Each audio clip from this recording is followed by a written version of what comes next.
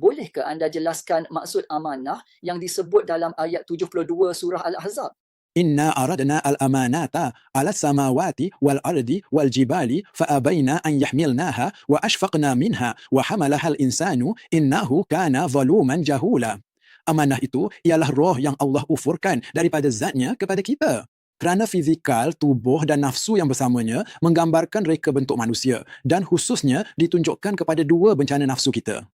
Dia, manusia, sangat zalim dan jahil. Dalam nafsu, kita ada 19 penyakit. Antaranya ialah kezaliman dan kejahilan. Jadi, untuk amanah sampai kepada pemiliknya, ia tertakluk kepada penyucian nafsu melalui 7 peringkat. Nafs amarah, nafs lawamah, nafs mulhimah, pukul 4, nafs mutmainah, nafs radiyah, nafs mardiyah dan juga nafs tazkiyah. Pensucian nafsu 7 peringkat dengan cahaya yang mencapai hati sebanyak 51% menyebabkan roh berpisah dari jasad lalu sampai kepada zat Allah melalui sirat al-mustaqim dengan se'er usuluk. Roh itu diifnakkan dalam zat Allah dan berserah diri kepada Allah. Semoga Allah meredai kamu.